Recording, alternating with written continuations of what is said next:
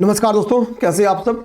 उम्मीद है आपकी तैयारी अच्छी चली होगी और थोड़ी सी क्लास के डिस्टर्बेंस के बाद हम लोग लेक्चर 3 स्टार्ट करते हैं और इस वीक आपकी ये मैगजीन समाप्त हो जाएगी। ठीक है, और पहला फोकस यही रहेगा कि पहले ये मैगजीन समाप्त करना, फिर कोई अदर काम करना। पहला फोकस यही हो गया है, ठीक है ना, ताकि आरओ मेंस वालों को कोई दिक्कत आए, इस चीज को दिमाग में रखते हुए हम लोग पहले टॉपिक को स्टार्ट करते हैं। और जो दोस्त 2026 का प्रीलिम्स देने वाले हैं, 2026 के लिए ओवरऑल प्रीलिम्स को तैयारी हम लोग करा रहे हैं। ठीक है, एक प्रॉपर मॉड्यूल बैच हम लोग स्टार्ट किए हैं, जिसमें हम लोग ओवरऑल क्विजेस, पीवाईक्यूज, टेस्ट, ठीक है, नोट्स, इन सब पे हम लोग काम करेंगे। ठीक है, तो उम्मीद है आप अगर 26 का प्रीलिम्स दे रहे हैं और अभी तैयारी स्टार्ट कर दी है तो आप टीम से संपर्क कर सकते हैं। हम लोग अपने काम पे आते हैं। देखो, नरपु वन्यजीव अभ्यारण्य अभी न्यूज में है। इसके पीछे रीजन है पर्यावरणीय संकट।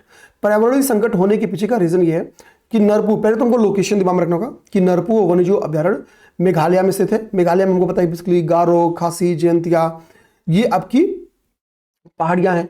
तो जयंतिया पहाड़ी पे के पास ही आपका नरपु वन्यजीव अभ्यारण्य स्थित है।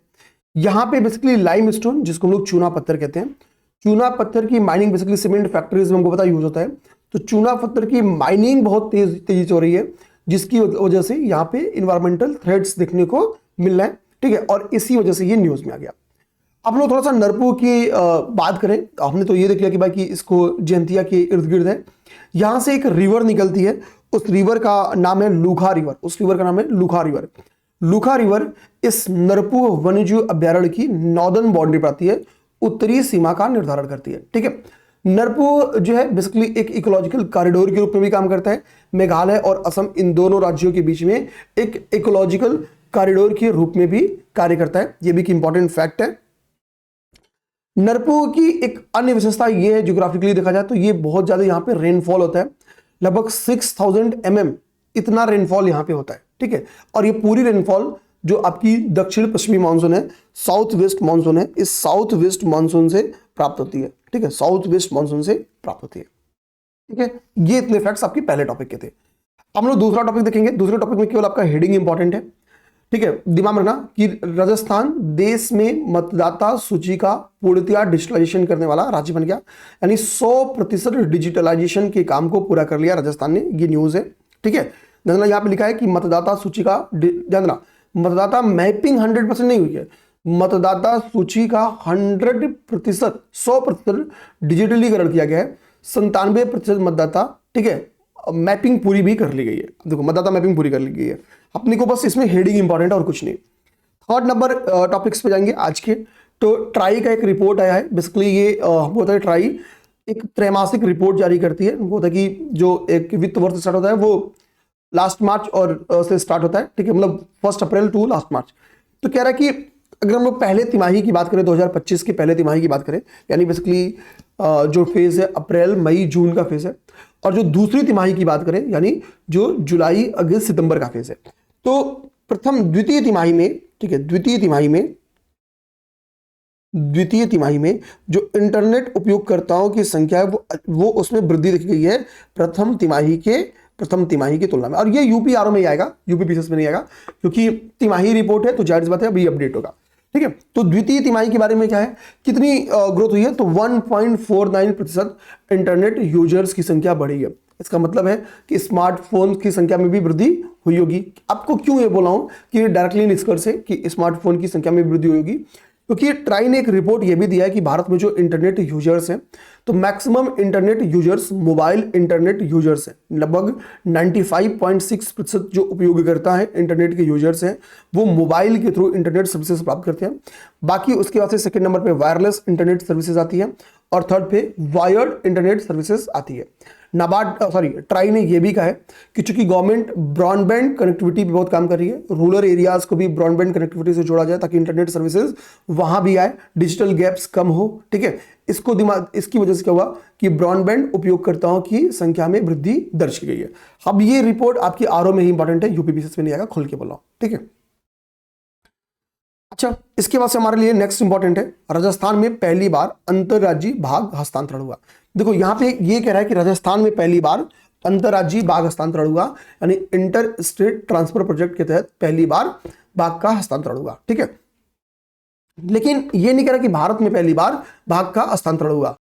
देखो कह रहा है कि अभी अभी ये जो दूसरा हस्तांतरण है जो वो अभी रिसेंट का है, पहला हस्तांतरण आप देख लो ताकि समझ में आए।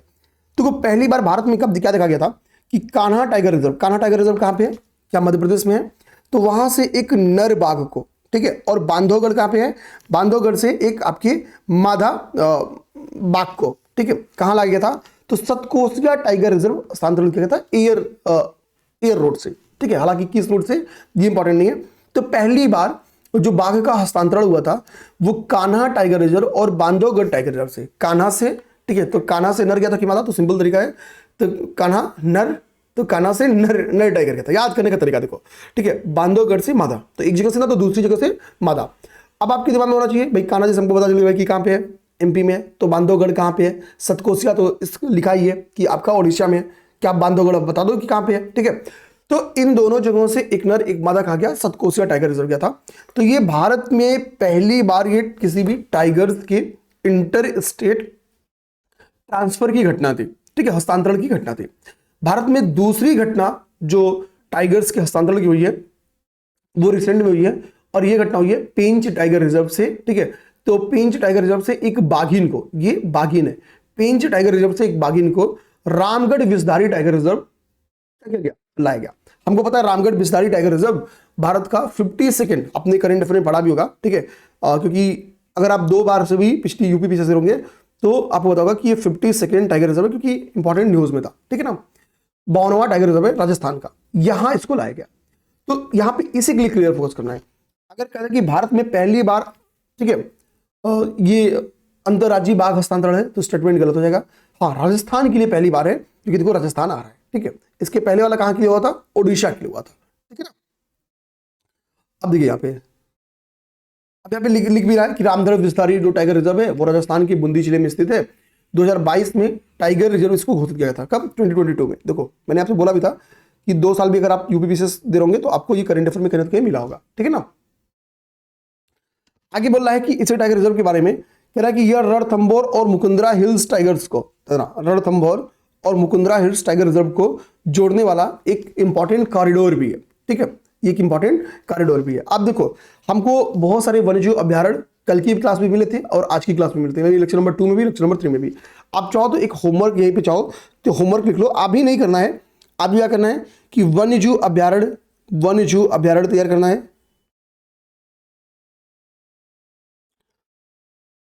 अभ्यारण्य तैयार करना है, ठीक है। इसके बाद से आपको टाइगर रिजर्व तैयार करना है। ये 2 फैक्ट्स आप चाहो तो तैयार कर लो, ठीक है। अभी और भी, क्योंकि इन्वायरमेंट से रिलेटेड और भी फैक्ट्स आएंगे। अब देखिए आगे आते हैं हम लोग। भारत में पहली हाइड्रोजन संचालित ट्रेन संचालन के लिए तैयार है। अब देखो ये न्यूज देखो, तो यानी भारत क्या कर रहा है, रिन्यूएबल एनर्जी की एक सोर्स के रूप में हम हाइड्रोजन एनर्जी को भी शामिल कर सकें, इससे भी हम अपनी जरूरतें पूरा कर सकें, इसका एक एफर्ट है। हाइड्रोजन हमको पता है कि भाई क्लीन एनर्जी का एक बेहतरीन सोर्स है, पेपर में आया, क्वेश्चन आता भी है, निम्नलिखित में से कौन सा नवीकरणीय ऊर्जा यानी रिन्यूएबल एनर्जी का सोर्स नहीं है, उसमें हाइड्रोजन, आप PYQ पलट लो, लिखा हुआ है, ठीक है ना। अब देखो क्या बोल रहा है, कह रहा है इस ट्रेन को हरियाणा की जिंद सोनीपत मार्ग पर चलाया जाएगा। तो पहली बात, इस ट्रेन का ट्रायल कहाँ पे होना है, कहाँ पे इसको चलाया जाएगा, इस ट्रेन को चलाया जाएगा हरियाणा में, हरियाणा की जिंद सोनीपत मार्ग पे इसको चलाया जाएगा, ठीक है। अब जाहिर सी बात है इसको हाइड्रोजन फ्यूल चाहिए, तो हाइड्रोजन फ्यूल मिले इसके लिए हाइड्रोजन प्लांट भी स्थापित किया जा रहा है, ठीक है। वो कहाँ पे, तो हरियाणा की जिंद में इसके लिए एक हाइड्रोजन प्लांट भी स्टेब्लिश किया जा रहा है, ठीक है, जो कि इलेक्ट्रोलाइसिस तकनीकी पे बेस्ड है, इलेक्ट्रोलाइसिस तकनीकी के माध्यम से हाइड्रोजन तैयार करेगी, ठीक है ना। बात समझ गए, ठीक है। अच्छा, ये कह रहा कि यह पूरी तरह से भारत में डिजाइन और विकसित है, यानी हम लोग इसमें स्वदेशी तौर तरीकों से, स्वदेशी टेक्नोलॉजी से, हमने किसी भी फॉरेनर से या किसी भी फॉरेन इंस्टीट्यूट से हमने मदद नहीं ली है, ठीक है ना।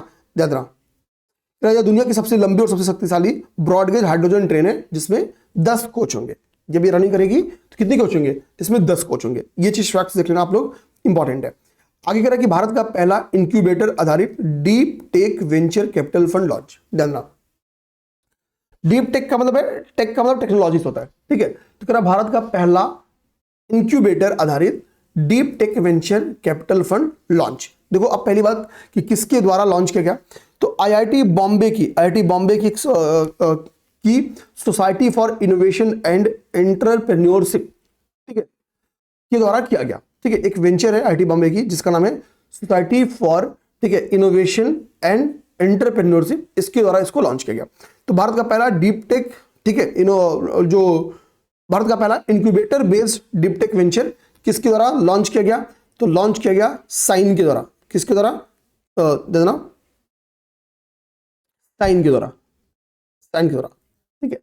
और ये साइन किसके अंतर्गत है? आईआईटी बॉम्बे के अंतर्गत है, आईआईटी बीसी बॉम्बे कर दो, आईआईटी बॉम्बे के अंतर्गत है, ठीक है ना, जानना।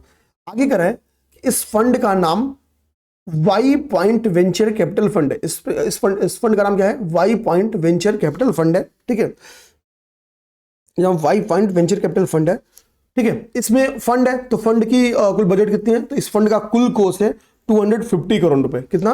250 करोड़ रुपए। तो इस फंड का नाम क्या है? Y point venture capital fund है, जो कि 250 करोड़ रुपए का है। इसका उद्देश्य बेसिकली क्या है कि जो डीप टेक स्टार्टअप्स हैं उनको उनमें जो पूंजी जरूरतें हैं, ठीक है, बेसिकली जो पूंजी को लेके वो जो जोखिम का सामना करते हैं, उस जोखिम से उनका संरक्षण करना, ठीक है, उनको जोखिम पूंजी उपलब्ध कराना, ठीक है। तो हमने क्या देखा कि भाई आईआईटी बॉम्बे की साइन के द्वारा अभी हाल ही में incubator based deep tech venture capital fund launch किया गया, जो कि कितनी बजट का है? 250 करोड़ बजट का, जिसका नाम क्या है? Y point venture capital fund है। उद्देश्य क्या है कि जो डीप टेक स्टार्टअप्स हैं उनको जोखिमपूर्ण जो पूंजी है, ठीक है, उनसे बचाना, या जोखिमपूर्ण जो पूंजी है उसको उपलब्ध कराना, ठीक है। भारत में परमाणु ऊर्जा उत्पादन अब तक के सर्वोच्च स्तर पे, ठीक है। हमने देखा भी था कि अभी परमाणु ऊर्जा का हमारा क्या टारगेट है, ठीक है, क्योंकि हमने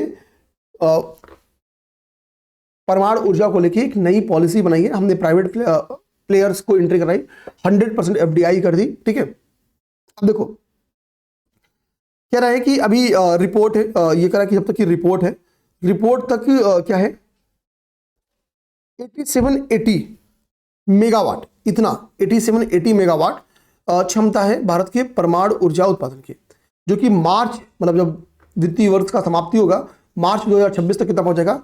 9480 मेगावाट हो जाने की संभावना है, ठीक है।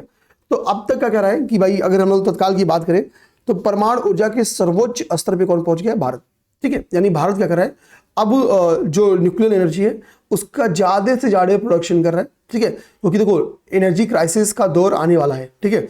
धीरे धीरे आप लोग समझ लोगे कि जितनी भी वर्ल्ड में इनस्टेबिलिटी है उसके पीछे का कहीं ना कहीं मेन रीजन एनर्जी ही है, ठीक है। अब देखना तो टारगेट 2031 मार्च तक कितना होने का लक्ष्य है या संभावनाएं हो जाएगी?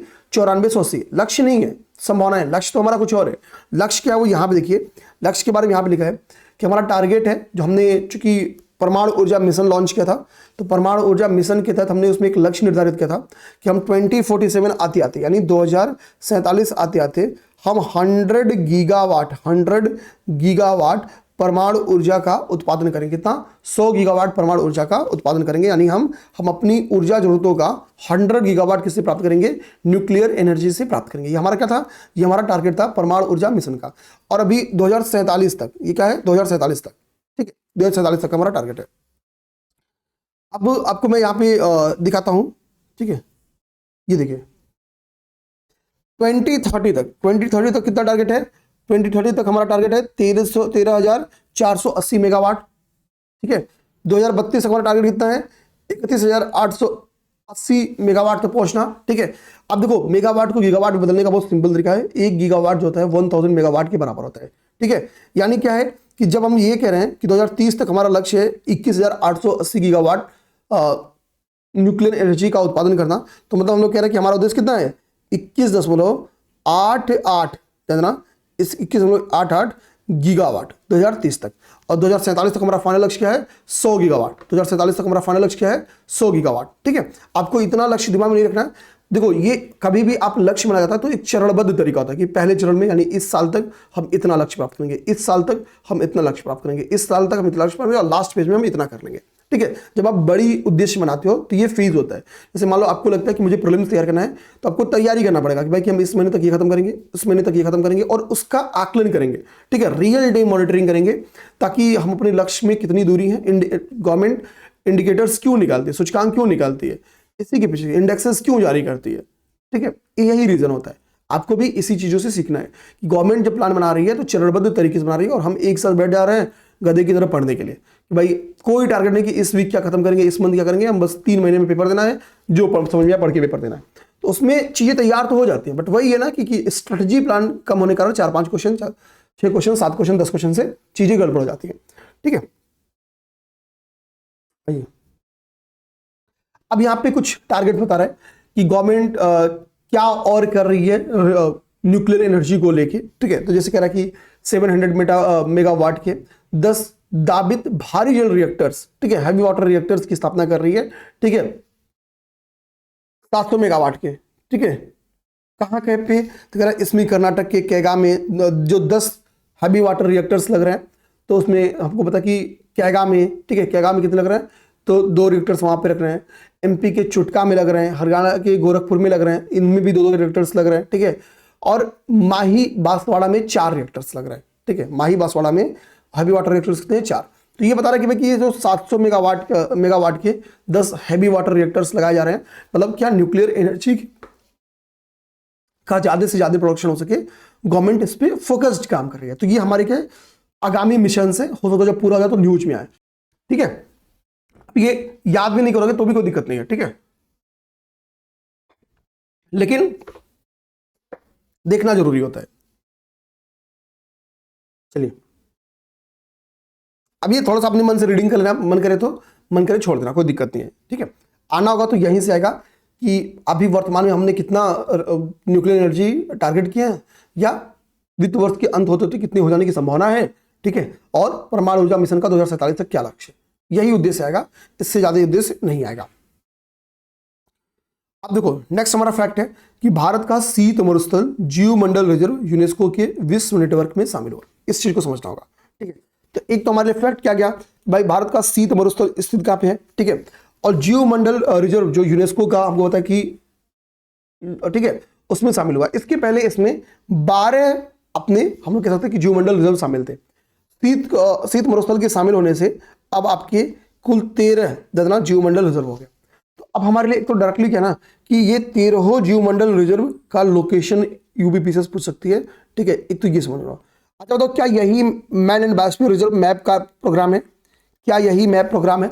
ठीक है, आप चाहो तो इसको गूगल करके टेस्ट करो। ठीक है, मैं बार बार इस फैक्ट को, चलो मैं आपसे क्या कहता हूँ, मैप कार्यक्रम के अंतर्गत, ठीक है, या जो भारत के जीवमंडल रिजर्व हैं, जो भारत ने डिक्लेयर किया जीवमंडल रिजर्व, उनमें से कौन से ऐसे जीवमंडल रिजर्व हैं जो मैप कार्यक्रम के अंतर्गत नहीं है।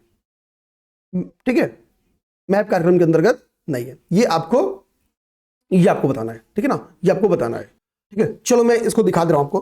देखो यूनेस्को का जो मैप बायोस्फीयर रिजर्व है, ठीक है, देखो इसमें ये एरियाज शामिल है। ठीक है, ये एरियाज शामिल है मैन एंड बायोस्फीयर रिजर्व के अंतर्गत। ठीक है, नीलगिरी, गल्फ ऑफ मन्नार, ठीक है, सुंदरबन, नंदा देवी, नोकरेक, अभी आपके करंट अफेयर में लिखा भी है। और ये क्या है आपका बायोस्फीयर रिजर्व से, जो भारत के बायोस्फीयर रिजर्व से, ये उनकी बारी है। कुल 18 बायोस्फीयर रिजर्व से, कितनी, कुल 18 बायोस्फीयर रिजर्व से। ठीक है, ठीक है, कुल 18 बायोस्फीयर रिजर्व से। अब देखो इसी में अभी आपका जो ये 12वें नंबर पे लिखा है कोल्ड डेजर्ट को अभी शामिल किया गया। ठीक है, कोल्ड डेजर्ट को शामिल कर लिया गया। अब पेपर में क्या है, पहले क्या है कि इस 18 में से 12 आपके मैप कार्यक्रम के अंतर्गत थे, यानी तब आपके 6 ऐसे थे बायोस्फीयर रिजर्व जो मैप कार्यक्रम के अंतर्गत नहीं थे, बट अब कोल्ड डेजर्ट को शामिल कर लिया गया। ठीक है, तो यानी अब इसमें कितने बच गए, अब इसमें बस आपके बच गए 5। ठीक है, तो हमको इन 18 का लोकेशन याद करना होगा भाई, 18 का लोकेशन याद करना होगा। ठीक है, अब आपको बहुत मन करे कि list of biosphere reserve establishment of year क्या सब तैयार करना चाहिए, आपके दिमाग में जाएगा एस्टेब्लिशमेंट ऑफ ईयर। तो एस्टेब्लिशमेंट ऑफ ईयर के रूप में मैं यही कहूंगा मेरे भाई, आपको तैयार करने का मन है तो आप क्या करना कि एटलीस्ट शुरू के बस 2-3 तैयार कर लेना। ठीक है, जैसे ये 3, पहले नीलगिरी, फिर नंदा देवी, फिर गल्फ ऑफ मन्नार, बस और कुछ नहीं, इसके अलावा कुछ भी नहीं आपको तैयार करना है, कुछ भी नहीं। ठीक है, बहुत एरिया देखो, सबसे ज्यादा एरिया किसका है बायोस्फीयर रिजर्व का, तो गल्फ ऑफ मन्नार का है। 10,500 स्क्वायर किलोमीटर एरिया है किसका, जो आपका गल्फ ऑफ मन्नार है, कितना एरिया है, 10,500 किलोमीटर एरिया है गल्फ ऑफ मन्नार का। तो सर्वाधिक एरिया नहीं, 10,500 वहां पे है, लेकिन 12,454 देखिए यहाँ पे लिखा हुआ है। ठीक है, तो इसके लिए आप माफ करिएगा, देखिए यहाँ पे लिखा हुआ है। ठीक है, कच्छ का, तो कच्छ का सर्वाधिक एरिया है, ठीक है, कच्छ का एरिया सर्वाधिक है 12,454, ठीक है, कच्छ का। तो अगर हम बात करें कि बायोस्फीयर रिजर्व में, तो जो कच्छ बायोस्फीयर रिजर्व है आपका 11 नंबर पॉइंट पे देखिए लिखा हुआ है कच्छ, वो 12,454 है। तो सर्वाधिक जो एरिया यानी किसका है, फिर हम लोग कह सकते हैं कि कच्छ का है, ठीक है। तो ये भी एक इंपॉर्टेंट फैक्ट हो गया, हम लोग देख लिए, ठीक है। हालांकि इस तरीके से क्लास करेंगे तो बहुत लंबा लग जाएगा टाइम खत्म करने में, ठीक है ना, मैं करा दूंगा, इसके लिए निश्चिंत रहो। चलिए हम लोग देखते हैं, हमने क्या देखा शीत मरुस्थल के बारे में। अब देखो, तो पहली बात ये देखना होगा कि भाई जो जब शामिल किया गया तो किस सम्मेलन के तहत शामिल किया, कहां पे शामिल किया गया, तो कह रहा है कि मानव एवं जीव मंडल अंतरराष्ट्रीय समन्वय परिषद, ध्यान देना, ठीक है। जो अभी हमने मैप प्रोग्राम देखा भी, तो 37th session of the man and the biosphere, ठीक है, इंटरनेशनल, ठीक है, कोऑर्डिनेटिंग काउंसिल, यानी कि मानव एवं जीव मंडल अंतरराष्ट्रीय समन्वय परिषद का 37वां सत्र का अभी आयोजन कहां किया गया, चीन में। ये अब हमको 37th सेशन था, ये भी याद रखना होगा। क्यों, क्योंकि हमारे लंबे समय बाद शामिल किया गया, ठीक है, किसी बायोस्फीयर रिजर्व को यूनेस्को के लिस्ट में, ठीक है, ध्यान देना। तो 37th सेशन था, हमको याद रखना कितना, 37 सेशन था। और ये 37 सेशन का आयोजन का हुआ तो वांगजो चीन में, कहां पे, वांगजो चीन में इसका आयोजन हुआ, कहां पे, वांगजो चीन में। ये फैक्ट याद रखना है, ठीक है। अब देखो, अब यहां पे आपको मन करे कुछ एडिशनल तैयार करने का, इसी के साथ जब 37 सेशन में जिन जिन बायोस्फीयर रिजर्व्स को शामिल किया गया, तो उसके साथ यूनेस्को की जो बायोस्फीयर रिजर्व्स की लिस्ट है, उसमें टोटल बायोस्फीयर रिजर्व्स की संख्या 785 होगी, जिसमें भारत का कितना हो गया, 13, ठीक है। तो भारत के कुल 13 रिजर्व्स हो गए, ये हमको दिमाग में रखना है,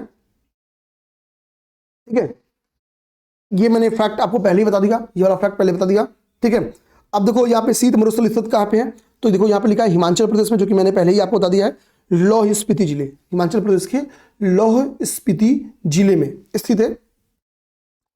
अब हिमाचल प्रदेश के आप चाहो तो यहीं से कुछ पासेज है, ठीक है, और उन पासेज का संबंध, उनमें से कुछ पासेज का संबंध लाहौल स्पीति से भी है। तो हमको क्या करना है कि बेसिकली जो पासेज है, मन करे तो तैयार कर जाओ।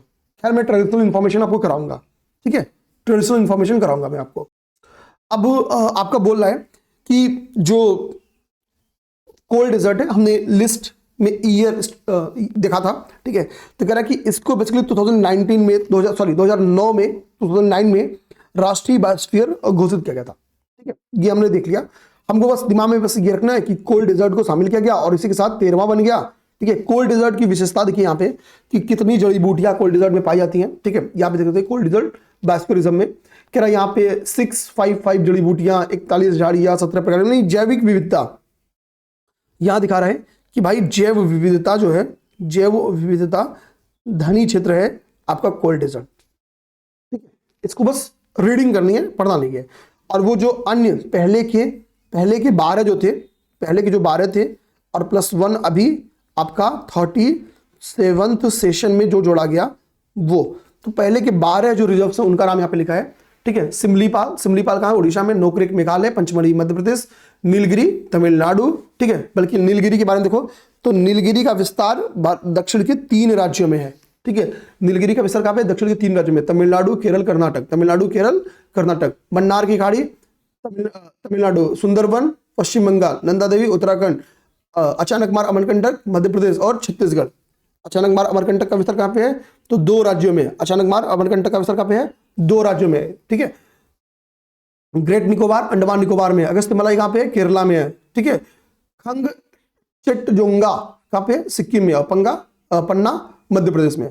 ये बेसिकली क्या हुआ, ये आपके हो गए, ये आपका हो गया बेसिकली क्या, तो ये आपका हो गया वो 12 मैप प्रोग्राम के अंतर्गत शामिल वन्यजीव रिजर्व, ठीक है, ध्यान देना, समझ गए। ये आपको फैक्ट्स याद रखने मेरे भाई। इसकी आप चाहो तो स्क्रीनशॉट ले लो, मैं अगर हटना चाहो तो हट जाऊंगा क्या, हाँ, अब आप चाहो तो स्क्रीनशॉट ले लो और इसको याद करनी है, मतलब ये आपकी जबान पे रहना चाहिए कि कौन कौन सी हैं, ठीक है।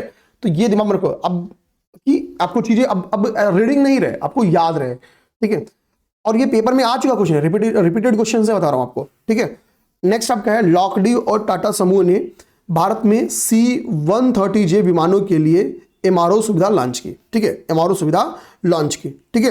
अब पहले MRO का मतलब समझो, तो देखो यहाँ पे लिखा है MRO सुविधा, MRO का मतलब है यहाँ पे देखो, M से है मेंटेनेंस, आर से है रिपेयर और ओ से है ओवरऑल, ठीक है। तो मेंटेनेंस, रिपेयर, ओवरऑल, ये है एमआरओ सुविधा। कह रहा है कि लॉकहीड और टाटा समूह ने किसके लिए, C-130J विमानों के लिए। अब देखो एमआरओ सुविधा की लॉन्च होने से क्या है, जैसे मान लो कि भाई आपके घर में अगर सर्विसिंग सेंटर खुल जाए, यहाँ पे लिखा ना मेंटेनेंस, रिपेयर और ओवरऑल, तो मान लो मेंटेनेंस सेंटर आपके घर के बगल में खुल जाए, रिपेयरिंग सेंटर्स खुल जाए, तो होगा क्या कि आप अपनी गाड़ियों की मरम्मत टाइम पे कर पाओगे, गाड़ियां आपकी लंबी दूरी के लिए सुरक्षित रहेंगी, किसी भी समय आपातकालीन स्थिति में कहीं जाना रहे तो वो तैयार रहेंगी जाने के लिए, ठीक है। यानी मेंटेनेंस की समस्या के कारण कबाड़ नहीं बनेंगे, बात समझ गए ना। अत्यधिक निर्भरता, फॉरेन टेक्नोलॉजीज पे अत्यधिक निर्भरता नहीं रहेगी, बात समझ गए। यही हाल है बेसिकली आपके C-130J विमानों के साथ, एमआरओ सुविधा होने से यही लाभ मिलेगा। तो अभी क्या हुआ है, अभी क्या हुआ ध्यान देना, ठीक है, कि टाटा समूह की कंपनी है टाटा एडवांस सिस्टम लिमिटेड, ठीक है, और लॉकहीड मार्टिन ने, ये पे लॉकहीड मार्टिन का नाम थोड़ा टफ है, इसी को याद करना, ठीक है। इन दोनों ने C-130J सुपर हरकुलिस विमानों के लिए बेसिकली एमआरओ सुविधा लॉन्च की। अब एमआरओ सुविधा क्यों लॉन्च की होगी, तो इसका मतलब आप समझ गए, इसका मतलब सिंपल से हमारी रखरखाव क्षमता में जो C-130J विमान हैं उनकी रखरखाव क्षमता हमारी बढ़ जाएगी। अब यहाँ पे थोड़ी विशेषता आपकी C-130J विमानों के बारे में बता रहा है कि जो C-130J सुपर हरकुलिस विमान है वो एक मल्टीपर्पज वायुयान है, इसमें कुल 4 इंजन हैं, ठीक है। ये कह रहा है कि ये एक टर्बो प्रोय सैन्य विमान है जो दुनिया में टैक्टिकल एयरलिफ्ट मशीनों के लिए उपयोग किया जाता है, ठीक है। भारत के बात करेंगे तो भारत के पास कुल 12 C-130J विमान मौजूद हैं, ठीक है। लंबे समय से टाटा और बेसिकली ये जो कंपनी ये कंपनी है, ठीक है, मार्टिन, ये लंबे समय से काम कर रही थी। इन्होंने एक ज्वाइंट वेंचर भी बनाया था जिसका नाम था टाटा लॉकहीड मार्टिन, ठीक है, ये आप देख सकते हो, ठीक है,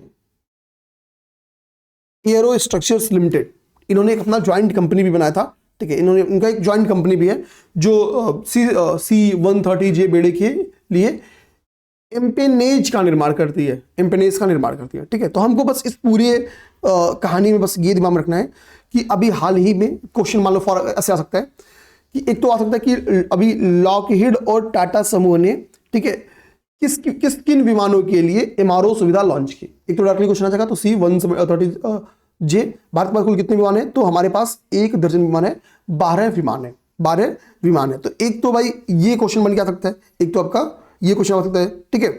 अब देखो एक तो ये बेंगलुरु का रहा कि एमआरओ सुविधा कहां पे, मतलब इसकी निर्माण शुरू की, तो बेंगलुरु में तो बेंगलुरु में लिखा है ना कि बेंगलुरु में C-130J सुपर हरकुलिस विमानों के लिए एक एमआरओ सुविधा के निर्माण की शुरुआत की, ठीक है। तो कहां पे, बेंगलुरु में। तो एक तो ये क्वेश्चन आ सकता है, और दूसरा आ सकता है कि अभी हाल ही में C-130J विमानों के लिए एमआरओ सुविधा, ठीक है, लॉन्च की गई। ये किन 2 कंपनी का संयुक्त प्रयास है, तो लॉकडी और टाटा समूह। ऐसे क्वेश्चंस भी बन के आ सकते हैं, रेडी रहेंगे। नेक्स्ट हमारा ज्ञान भारत पोर्टल का शुभारंभ। देखो दुनिया में जब पढ़ने लिखने की चीजें नहीं थी तब हमारे पास थी, हमने पांडुलिपियों में अपने ज्ञान को उकेरा है, ठीक है। पांडुलिपियां कहीं ना कहीं जो स्टूडेंट्स हैं, जो शोधविद हैं, जो अन्य हमारा यूथ है, ठीक है, कि वो पढ़े समझे, अपनी परंपराओं को, अपनी संस्कृतियों को, ठीक है, अपने लोगों को समझ सके, इसके लिए पांडुलिपियां। अब पांडुलिपियां सबको तो सरकार बांट नहीं सकती है, समझ रहे बता भाई, वो कोई फोटोकॉपी की दुकान तो है नहीं, फोटोकॉपी करा के बांट दिया। तो अब गवर्नमेंट ने क्या सोचा भाई कि पांडुलिपियां, लेकिन पढ़ना सबके लिए जरूरी है, सभी शोधकर्ताओं के लिए इक्वली हो, जिसका सोच रहेगा वो पाएगा, ठीक है। तो गवर्नमेंट ने बोला कि भाई हम क्या करते हैं, ज्ञान भारतम पोर्टल लॉन्च करते हैं। बेसिकली संस्कृति मंत्रालय के अंतर्गत ये पोर्टल को लॉन्च किया गया और इस बात की घोषणा भी आपकी बजट 2025 में की गई थी।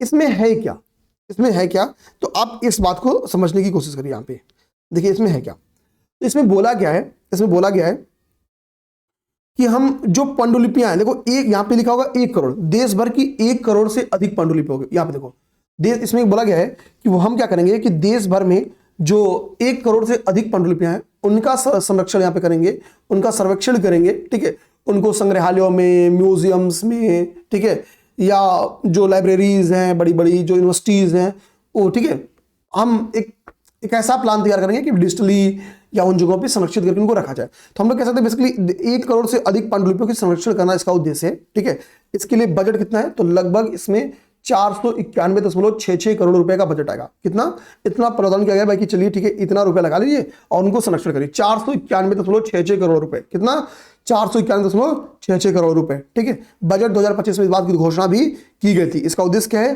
कि पांडुलिपियां जो कि हमारी विरासत है, हम अपने विरासत का क्या कर सके, सर्वेक्षण कर सके, उनका दस्तावेजीकरण कर सके, ठीक है, उनका डिजिटलीकरण कर सके, ठीक है, ताकि उनका प्रसार हो सके। क्योंकि पांडुलिपियों में ज्ञान के बिंदु हैं, फिलॉसफी से रिलेटेड, साइंस से रिलेटेड, मेडिकल सेक्टर से रिलेटेड, एस्ट्रोनॉमी से रिलेटेड, ठीक है, मतलब लिटरेचर से रिलेटेड बहुत सारी इंपॉर्टेंट इंफॉर्मेशंस वहां पे हैं। तो ज्ञान भारत पोर्टल क्या है ये हम लोग समझ गए। बजट 2025 में इसकी घोषणा की गई थी।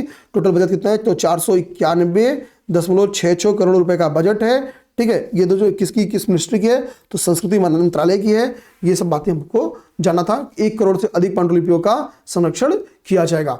नेक्स्ट हम लोग फैक्ट पे हैं, नेक्स्ट टॉपिक को देखें।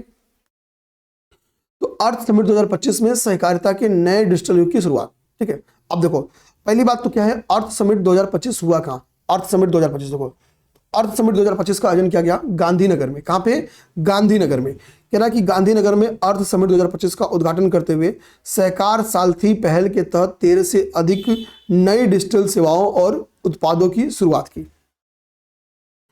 मतलब अमित शाह जी ने गांधीनगर में क्या है, बेसिकली अर्थ समिट 2025 का उद्घाटन किया। तो जब उद्घाटन करते हैं तो उनके द्वारा वहां पे 13 से अधिक डिजिटल सेवाओं की शुरुआत की गई, जिसमें एक क्या है, करा कि सहकार सारथी पहल के तहत 13 से अधिक डिजिटल सेवाओं की एवं उत्पादों की शुरुआत की। ठीक है, सहकार सारथी पहल के तहत। अब देखो,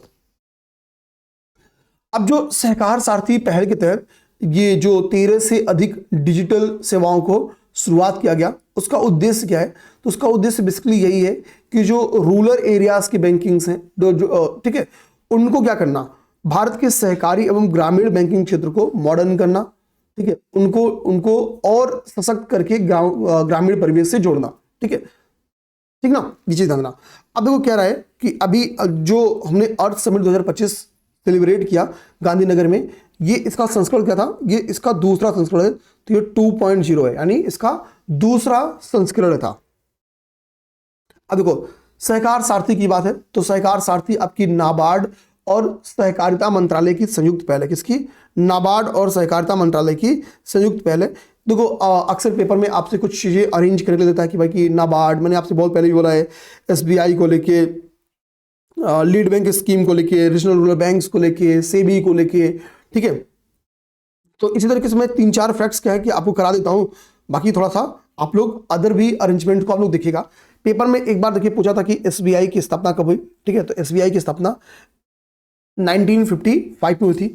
ठीक है, लीड बैंक स्कीम कब आई थी, लीड बैंक स्कीम, तो लीड बैंक स्कीम आपकी 1969 में थी। कब, 1969 में आई थी। रीजनल रूरल बैंक्स की स्थापना कब हुई, 1975 में। रीजनल रूरल बैंक्स की स्थापना कब हुई, 1975 में।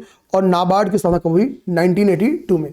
तो एसबीआई की स्थापना कब हुई, 1955 में, 1955 में। लीड बैंक स्कीम कब बनी, 1969 में। रीजनल रूरल बैंक्स की स्थापना कब हुई, 1975 में। नाबार्ड की स्थापना कब हुई, तो नाबार्ड की स्थापना 1982 में हुई। तो ये ईयर्स हैं और हमको इनको, ठीक है, तैयार कर लेना है। ये वेरी इंपॉर्टेंट बातें हैं, ये वेरी इंपॉर्टेंट बातें हैं। ठीक है ना, इस चीज को हम लोग देख लेंगे, इस चीज को हम लोग तैयार कर लेंगे।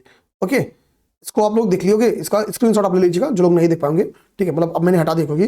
तो कह रहा है कि जो सहकार सारथी पहल है, इसको नाबार्ड और सहकारिता मंत्रालय ने संयुक्त रूप से बनाया है। नाबार्ड और सहकारिता मंत्रालय ने इसको संयुक्त रूप से बनाया है। ठीक है ना, ये जो डिजिटल सेवाएं देके रूरल बैंक्स को सशक्तिकरण करेगा, उनकी अर्थव्यवस्था को मजबूत करेगा। तो वो क्या है कि भाई इंटरनेट बैंकिंग, यूपीआईज, ठीक है, e KYC, real time tracking, AEPS core banking systems, ये कुछ ऐसे डिजिटल प्लेटफॉर्म्स हैं या सेवाएं हैं जो प्रदान किया जाएगा इसके तहत, सहकार सारथी के तहत। बात क्लियर, ठीक है। और अभी सहकार सारथी पहल के तहत 13 डिजिटल सेवाओं को स्टार्ट किया गया, 13 डिजिटल सेवाओं को स्टार्ट किया था, ये दिमाग रखिएगा आपने। ठीक है, कह रहा कि इस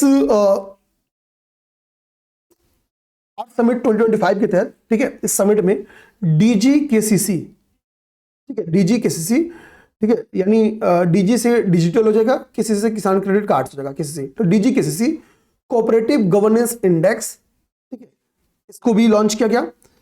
फिर शिक्षा सारथी को भी लॉन्च किया गया, ठीक है, शिक्षा सारथी लॉन्च किया गया।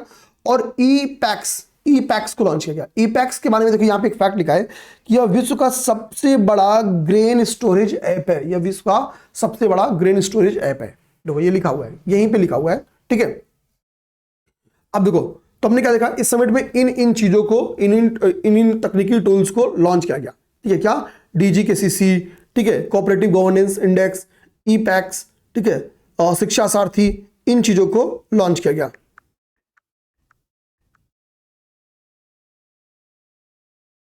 ठीक है ना। चलिए हम लोग देखते हैं भारत का पहला इलेक्ट्रिक ग्रीन टग प्रोजेक्ट। हम लोग इस टॉपिक को देखते हैं, भारत का पहला इलेक्ट्रिक ग्रीन टग प्रोजेक्ट। यानी कि देखो जो केंद्रीय मंत्री हैं सर्बानंद सोनोवाल जी, देखो किसी भी चीज का उद्घाटन अगर मोदी जी के नाम कोई भी करे ना तो आप लोग तैयार कर देना, और खासकर अगर वो भारत का पहला है तो हमारे लिए बेहद इंपॉर्टेंट है, ठीक है, ध्यान देना। तो कह रहा है कि केंद्रीय मंत्री सर्बानंद सोनोवाल ने, ठीक है, वर्चुअली कभी भी कोई भी कार्यक्रम वर्चुअली हो तो वो भी हमको तैयार करना था, क्योंकि कोविड के ड्यूरेशन में मैक्सिमम चीजें वर्चुअली हुई थी, ठीक है। उस समय क्या था, उस समय ये इंपॉर्टेंट था कि कौन सा मैनुअली फिजिकली उपलब्ध होकर किया जा रहा है, वो फैक्ट्स इंपॉर्टेंट थे। लेकिन अब फिजिकली उपलब्ध का समय फिर से आ गया, तो इसके लिए जो वर्चुअल फॉर्म में किया जा रहा है,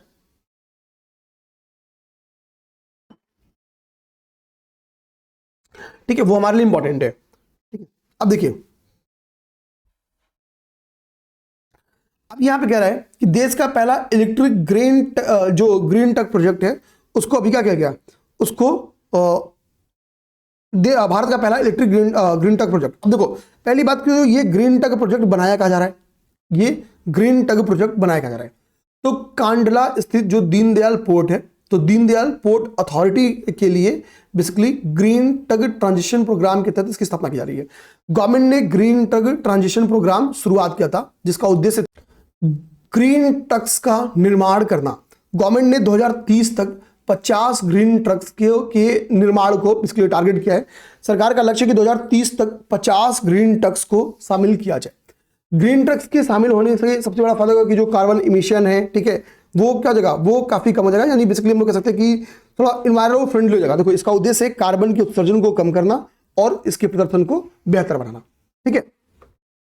तो चूंकि गवर्नमेंट ने पहला जो फेज डिसाइड किया, तो मैंने क्या बोला कि गवर्नमेंट का कोई बड़ा प्रोजेक्ट होता है तो गवर्नमेंट उसके टारगेट को फेज वाइज अचीव करती है। देखो तो गवर्नमेंट ने क्या टारगेट किया है कि हमारा उद्देश्य है किस तहत, यहां पे देखो जो गवर्नमेंट का ग्रीन टग ट्रांजिशन प्रोग्राम है, इस प्रोग्राम के तहत ग्रीन टग, यहां पे लिख दूं ग्रीन टग ट्रांजिशन प्रोग्राम, तो गवर्नमेंट ने जो green tug transition programme launch किया जिसका उद्देश्य क्या है, जिसका उद्देश्य है कि 2030 तक, याद देना 2030 तक 50 ग्रीन टक्स का निर्माण करना। कितना? 50 ग्रीन टक्स का निर्माण करना। तो ये हमको क्या करना है, रीजन क्या है, इन्वायरमेंटल रीजन है, ठीक है। तो उद्देश्य क्या था कि पहला चरण जो होगा, देना जो पहला चरण होगा, पहले चरण में कितना, तो लिखा है कि पहले चरण में 24 से 27 के बीच में, यानी 2024 से लेकर 2027 के बीच में, ठीक है। तो पहला चरण आपका 2024-27 के बीच में 16 ग्रीन टक शामिल किए जाएंगे, यानी बेसिकली 16 ग्रीन टक का निर्माण कर लिया जाएगा, ठीक है। जिसकी शुरुआत कहां की गई, जिसकी शुरुआत हुई दीनदयाल पोर्ट से, दीनदयाल पोर्ट अथॉरिटी के द्वारा इसका निर्माण कार्य शुरू किया गया था, ठीक है। तो इसी के लिए न्यूज में आ गया, इसी के लिए न्यूज में आया कि दीनदयाल पोर्ट कांडला सबसे पहला पोर्ट है जहां ग्रीन टक का निर्माण शुरू हो चुका है, जहां ग्रीन टक का निर्माण शुरू हो चुका है। कई और भी जगहों पे यहाँ पे निर्माण कार्य, अब निर्माण कार्य के लिए आदेश जारी कर दिए गए, पारादीप, ठीक है, जेएनपीए, वीओ चिदम्बरम पोर्ट, ठीक है। क्यों? क्योंकि हमारा 2027 तक कितना टारगेट है ग्रीन टक्स का, तो हमारा 2027 तक टारगेट है कि कम से कम 16 ग्रीन टक्स बन जाना चाहिए, और हमारा ओवरऑल 2030 तक कितना टारगेट है, 50 ग्रीन टक्स का। तो दो फेज में, पहले 27 तक कितना, 16 ग्रीन टक्स के निर्माण का उद्देश्य है, उसके 30 तक कितना, 50। तो हमको एक्चुअली याद करना ये, ठीक है, 30 वाला। तो पहले फेज का जो 16 टक्स का, उसके तहत अभी पहला ग्रीन टक्स का निर्माण, ठीक है। देखो यहां पे किया जा रहा है। देखो कह रहा है कि कांडला स्थित दीनदयाल पोर्ट प्राधिकरण ने ग्रीन ट्रक ट्रांजिशन प्रोग्राम के तहत इसको बना रही है, ठीक है, या इसको बनाया जा रहा है, ठीक है। तो क्या आगे कह रहा है कि यह जो टग है गोवा स्थित अत्रेय शिपयार्ड में निर्मित किया जा रहा है। कहां पे बनाया जा रहा है? गोवा स्थित अत्रेय शिपयार्ड में इसको निर्मित किया जा रहा है, इस ट्रक को, ठीक है। खैर हमने क्या देख लिया? तो हमने यहां पे देखा कि गवर्नमेंट की ग्रीन ट्रक ट्रांजिशन प्रोग्राम को देखा, जिसका उद्देश्य 2030 तक 70 ग्रीन ट्रक्स का निर्माण करना, ताकि कार्बन एमिशन को कम करके, ठीक है, कम किया सके, कार्बन उत्सर्जन को कम किया सके, और जो इसका परफॉर्मेंस है उसको बढ़ाया जा सके, ठीक है। इसी को ध्यान में रखते हुए पहले ग्रीन ट्रक्स का निर्माण कार्य स्टार्ट हो चुका है। कई और अन्य जो हमारे बंदरगाह हैं वहां पे ग्रीन ट्रक्स का कार्य के निर्माण के लिए ऑर्डर भी पास कर दिया गया है। अब देखो यहां पे कह रहा है कि भारत के पहले कॉम्बैट ट्रेनिंग नोड के लिए, देखना भारत के पहले, ठीक है, इसके पहले इसका मतलब क्या है कि भारत में कॉम्बैट ट्रेनिंग नोड नहीं था, तो भारत के पहले कॉम्बैट ट्रेनिंग नोड, देखना ये देखो, भारत के पहले कॉम्बैट ट्रेनिंग नोड के लिए मध्य प्रदेश में जेन टेक्नोलॉजी को अनुबंध मिला।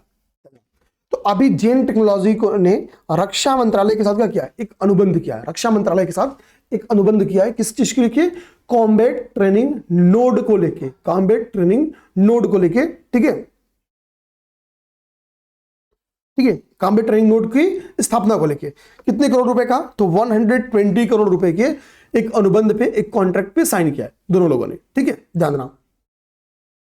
आप देखो कह रहा है कि भाई कि जो ये इसकी स्थापना को लेके जो ये साइन हुआ जेन टेक्नोलॉजी और रक्षा मंत्रालय के बीच में, कह रहा है कि इसका उद्देश्य क्या है? तो इस कॉन्ट्रैक्ट का, इस अनुबंध का उद्देश्य यह है कि भारत का पहला लड़ाकू प्रशिक्षण केंद्र का, या सॉरी, भारत के पहले लड़ाकू प्रशिक्षण नोड की स्थापना किया जाए, कि इसको स्थापित कर लिया जाए, ठीक है, जो पूर्णतः एकीकृत हो, सिमुलेशन बेस्ड प्रशिक्षण प्रणाली तंत्र को डेवलप करे, ठीक है। आगे बोला कि इसमें 60 से अधिक सिमुलेटर्स होने चाहिए, ये वो हमको बस यहां दिमाग में रखना है कि भारत के पहले कॉम्बैट ट्रेनिंग नोड के लिए हाल ही में रक्षा मंत्रालय ने किसके साथ अनुबंध किया? तो जेन टेक्नोलॉजी के साथ। कहां पे? मध्य प्रदेश में। कहां पे? मध्य प्रदेश में, ठीक है। देखो मध्य प्रदेश के इन्फेंट्री स्कूल महू में इसकी स्थापना की जाएगी। कहां पे स्थापना की जाएगी? मध्य प्रदेश के इन्फेंट्री स्कूल महू में इसकी स्थापना की जाएगी। इसकी स्थापना की जाएगी मध्य प्रदेश के इन्फेंट्री स्कूल महू में। भारत और सऊदी अरब के बीच में अभी वीजा छूट समझौता हुआ है। वीजा छूट समझौता होने के पीछे का रीजन क्या होगा भाई?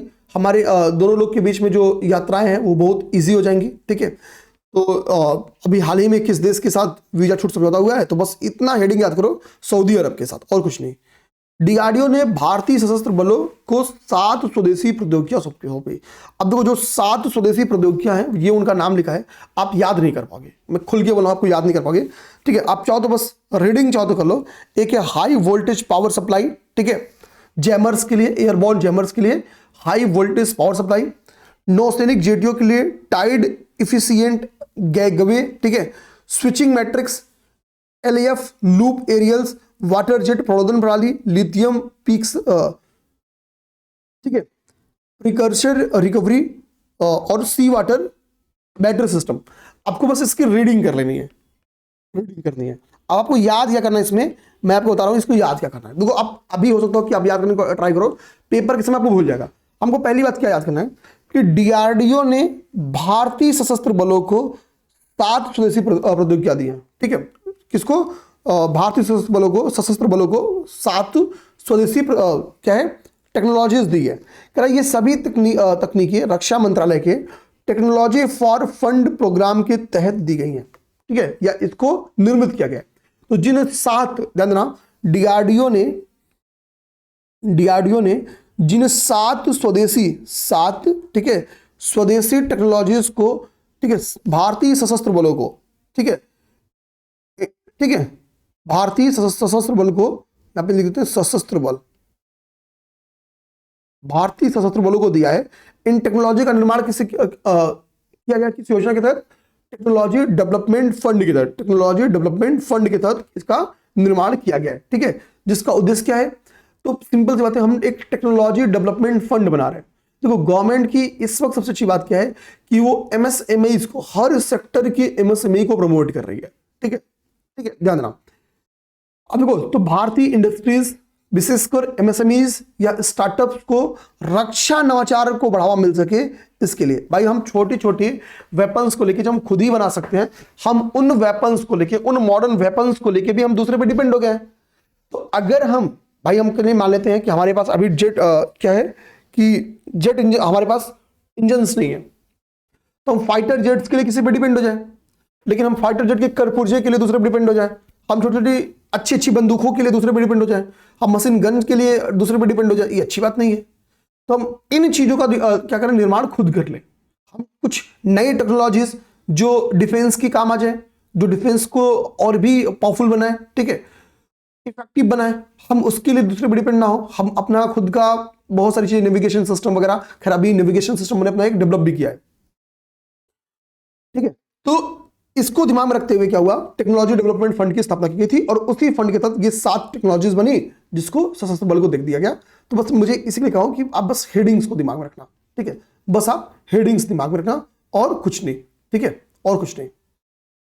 चलिए आगे कह रहा है कि भारत सरकार ने अपनी वैश्विक रैंकिंग में सुधार के लिए, ठीक है, ध्यान देना, GIRG प्लेटफॉर्म लॉन्च किया। GIRG प्लेटफॉर्म लॉन्च किया।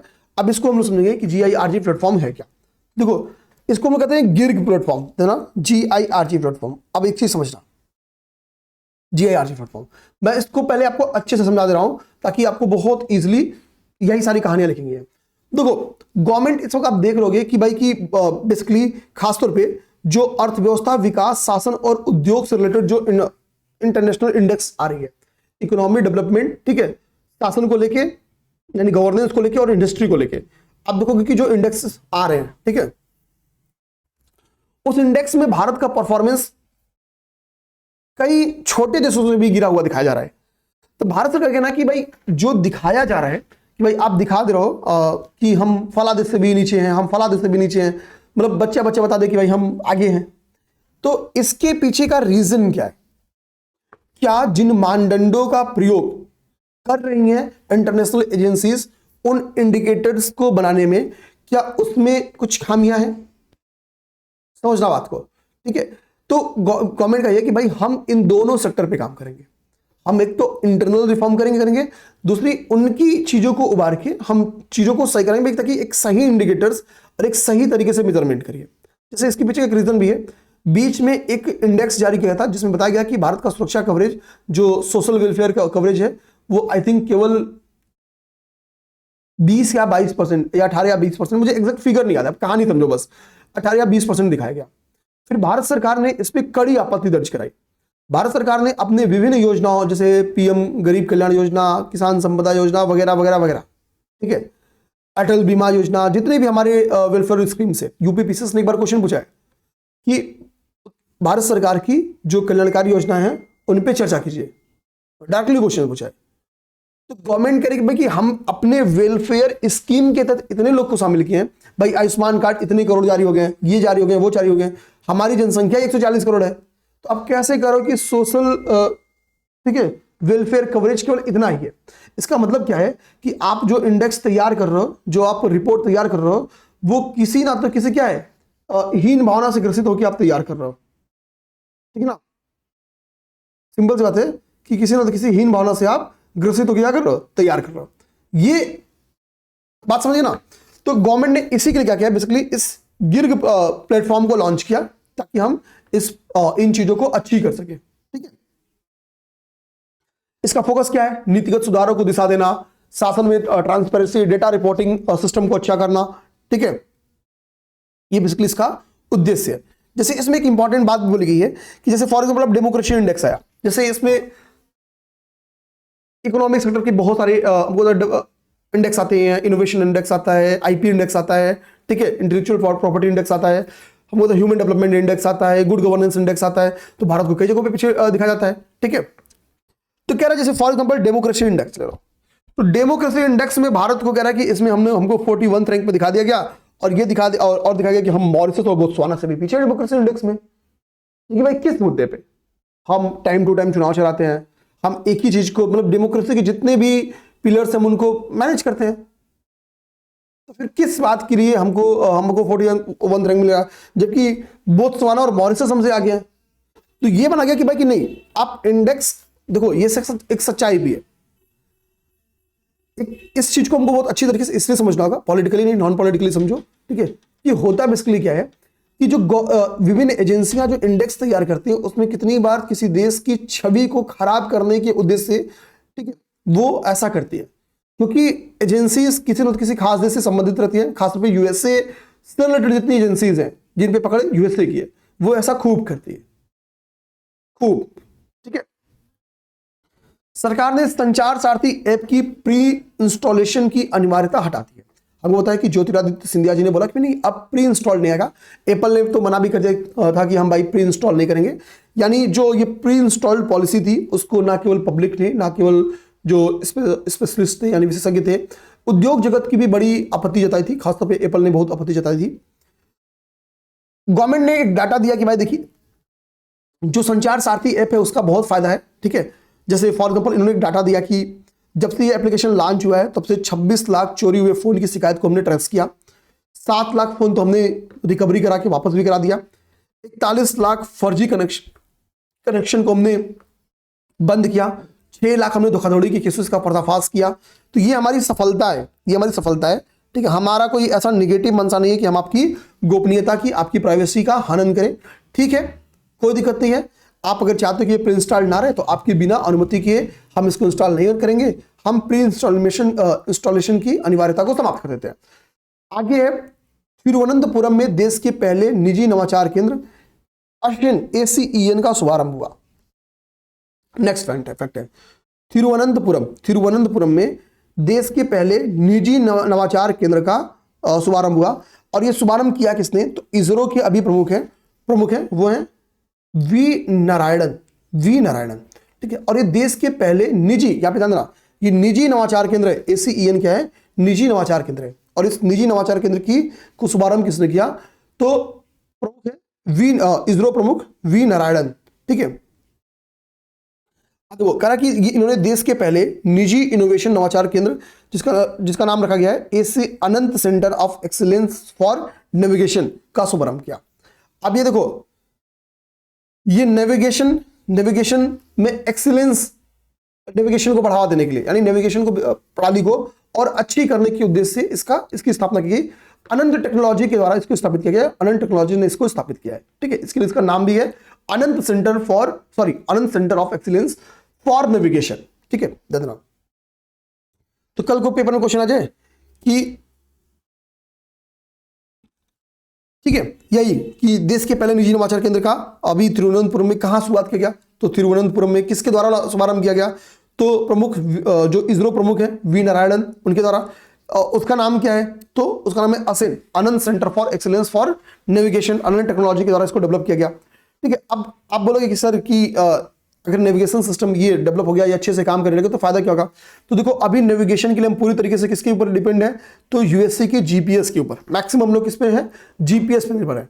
तो एक तो हमारी क्या है, जीपीएस से हमारी निर्भरता कम होगी, क्योंकि देखो विश्व के वर्ल्ड के ध्रुव पे कोई फ्रेंड या कोई एनिमी नहीं होता है। परिस्थितियां दोस्त और परिस्थितियां दुश्मन तैयार करती हैं, ठीक है। कोई ऐसा वार नहीं रहा है जिसमें आपको, ठीक है, यूएसए पाकिस्तान का साथ ना दियो। कोई आप स्टार्ट से उठाओ, 1948 से ही उठा लो, सब में साथ दिए, 100% साथ दिए, ठीक है। रसा ने अपना साथ दिया, तो रसा ने हमारा साथ भी दिया। क्यों? क्योंकि दो कोल्ड वार के ड्यूरेशन में 2 पोल की लड़ाई थी। तो सिंपल बात है, एक उधर रहेगा तो एक हमारी तरफ रहेगा। तो मित्र और दुश्मन की खांचे परिस्थितियां तैयार करते हैं, ठीक है। जब हित टकराएगा तो आपका चाइना भी साथ देगा, जब हित उसके अगेंस्ट रहेगा तो नहीं देगा साथ, ठीक है।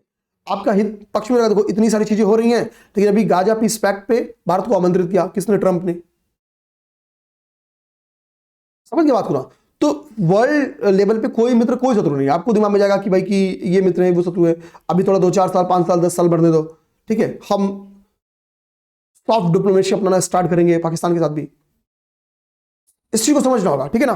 तो देखो सिंपल सी बात है कि हम जीपीएस पे बहुत डिपेंडेंट नहीं। कल को हमारा जो रिलेशन खराब हो जाए तो पता चले कि भाई हमको सुविधाएं नहीं मिल रही है। ठीक है, ध्यान देना।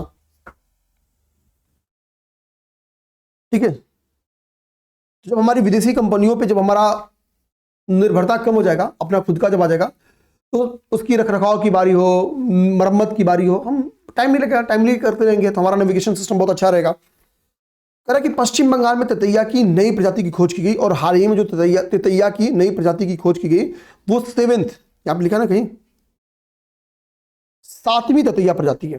ठीक है, तो अभी हाल ही में तितैया की जो नई प्रजाति की खोज की गई, कहां की गई, तो वेस्ट बंगाल में साल्ट लेक के पास एक सेंट्रल पार्क है।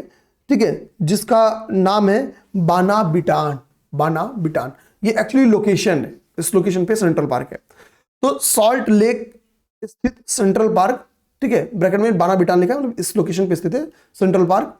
यहीं पे इस नई तितैया की प्रजाति की खोज की गई, न्यू तितैया स्पीसीज की खोज की गई। कह रहा है इस नई प्रजाति का नाम जिस लोकेशन में पाया गया है, बानाबिटान लोकेशन पे पाया गया है, तो इसी नाम पे इसका नाम लिखा गया है नेसोलिंक्स बानाबिटाने। क्या नाम लिखा गया है? नेसोलिंक्स बानाबिटाने, इसका नाम लिखा गया है। ठीक है ना। अच्छा भैया आगे देखिए क्या कर रहा है, कह रहा है कि इसके बारे में आगे कह रहा है कि ये क्या है, ठीक है, इसका संबंध यूलाफिडे फैमिली से। इसका संबंध किससे है? यूलाफिडे फैमिली से, यूलाफिडे फैमिली से। ठीक है, और कह रहा है कि इस तितैया के बारे में कि ये अति परजीवी है, अति परजीवी है। ठीक है, ठीक।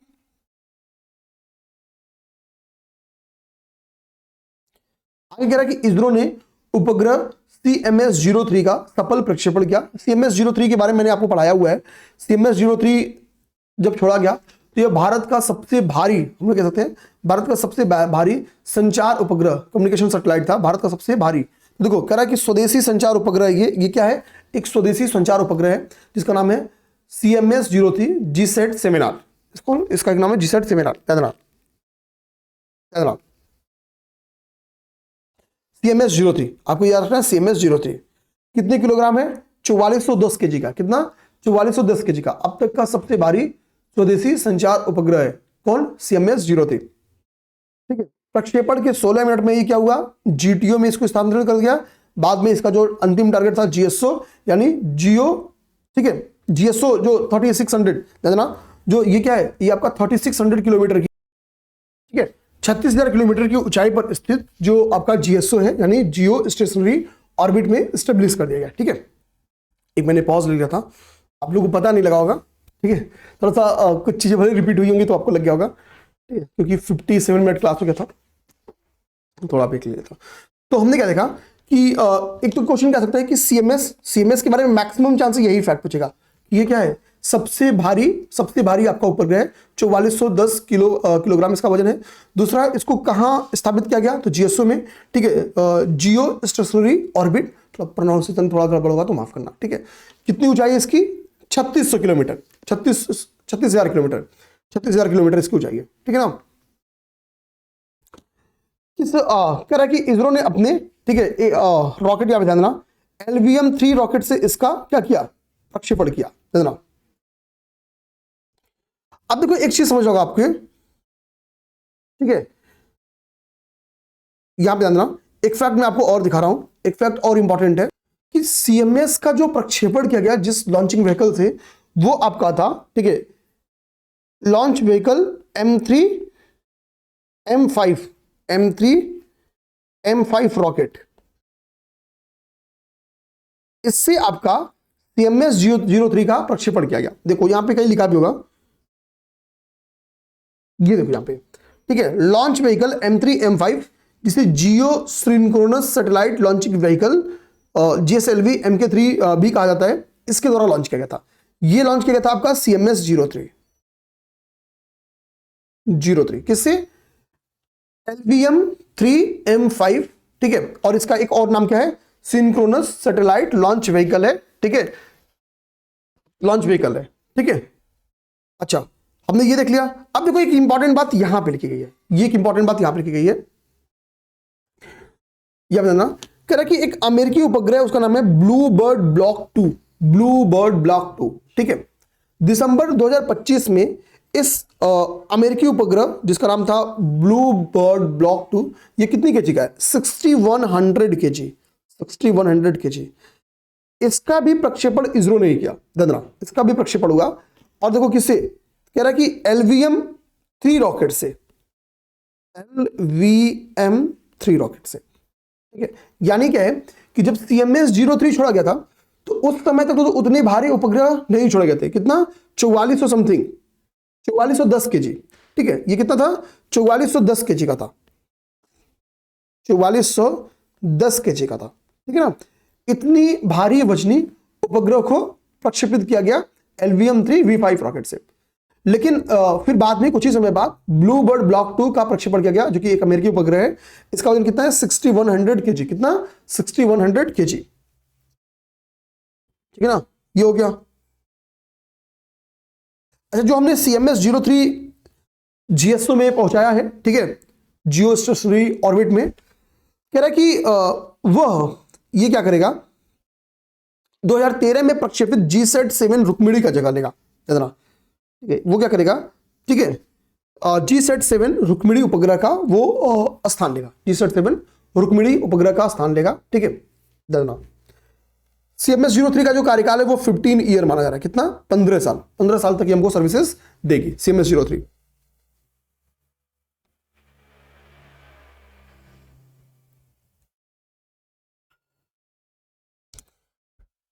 ठीक है। अब यहां देखो, कह रहा कि जम्मू कश्मीर के एम्स विजयपुर परिसर में प्रदेश का पहला JNZ पोस्ट ऑफिस, ठीक है, और JNZ पोस्ट ऑफिस सुविधा स्थापित की गई। अब देखो, तो एक तो क्वेश्चन कह सकते हैं कि देश का पहला, देखना, देश का पहला एम्स है कौन सा आपका? एम्स विजयपुर। कह रहा है कि एम्स विजयपुर देश का पहला एम्स है जहां यह सुविधा स्थापित हुई है, यानी जहां पे JNZ पोस्ट ऑफिस की सुविधा प्रदान की गई है, ठीक है। और जम्मू कश्मीर अगर स्टेट लेवल में देखें तो जम्मू कश्मीर का पहला JNZ पोस्ट ऑफिस कहां एस्टेब्लिश किया गया? एम्स विजयपुर कैंपस में, एम्स विजयपुर के कैंपस में। और किसी भी एम्स के कैंपस में खोला जाने वाला ये पहला JNZ पोस्ट ऑफिस है, JNZ पोस्ट ऑफिस है, ओके, JNZ पोस्ट ऑफिस है। ये इंपॉर्टेंट बात है, ये दिमाग रखना, ये छोटा सा फैक्ट है बट इंपॉर्टेंट फैक्ट है, ठीक है।